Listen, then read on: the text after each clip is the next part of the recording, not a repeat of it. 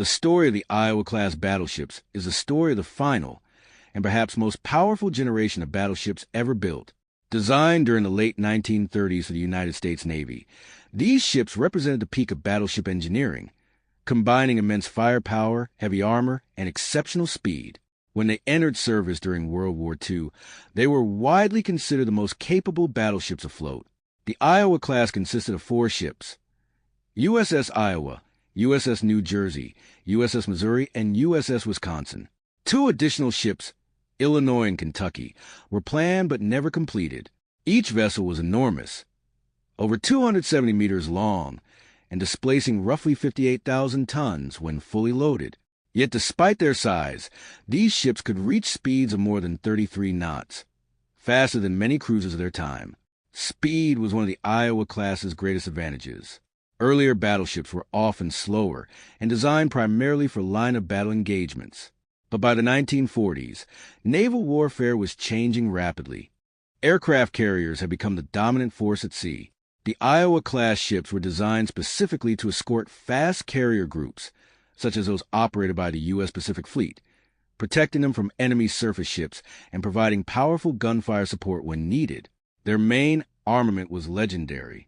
Each Iowa-class battleship carried 9 massive 16-inch guns mounted in 3 triple turrets. These guns could fire armor-piercing shells weighing nearly 1,225 kilograms over distances of more than 38 kilometers.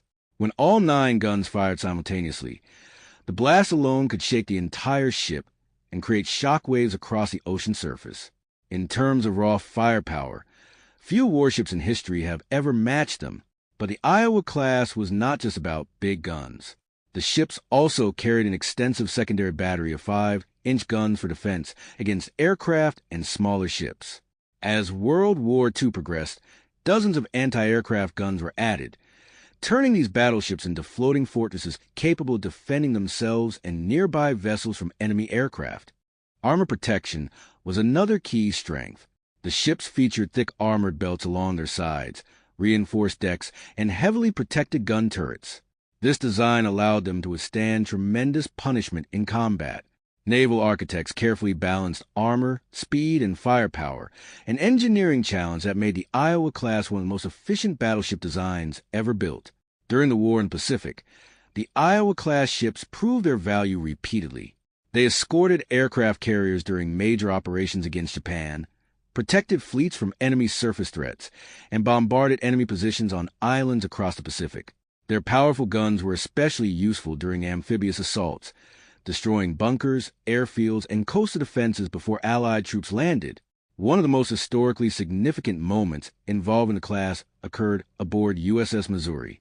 On September 2, 1945, representatives of Japan formally signed the surrender documents ending World War II on its deck in Tokyo Bay.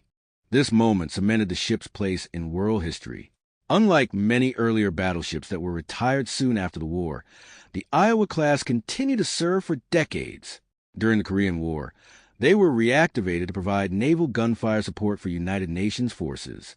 Their massive guns proved highly effective at destroying enemy fortifications and supply lines along the Korean coastline. The ships returned again during the Vietnam War. In 1968, USS New Jersey delivered thousands of shells against enemy positions, demonstrating that battleship artillery could still play a major role in modern warfare. Soldiers often describe the bombardments as devastating. Few targets could survive a direct hit from a 16-inch shell. The final chapter of the Iowa class came during the Cold War. In the 1980s, the ships were modernized as part of the naval expansion program under Ronald Reagan. New technology was added, including Tomahawk cruise missile launchers and Harpoon anti-ship missile systems. This modernization transformed the old battleships into hybrid warships capable of launching precision-guided missiles while still retaining their historic big guns. Despite their impressive capabilities, the era of battleships was coming to an end. Aircraft carriers, submarines, and guided missile destroyers had become the dominant naval forces. Battleships were expensive to operate and required large crews.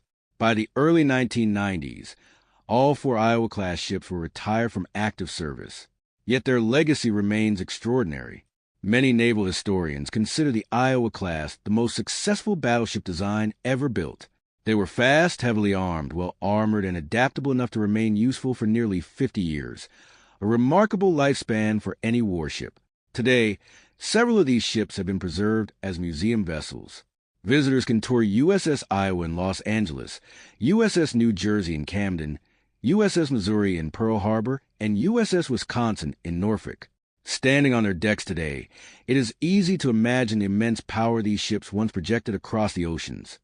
In many ways, the Iowa-class battleships represent the culmination of centuries of battleship development, from the first armored ironclads of the 19th century to the massive steel warships of the 20th.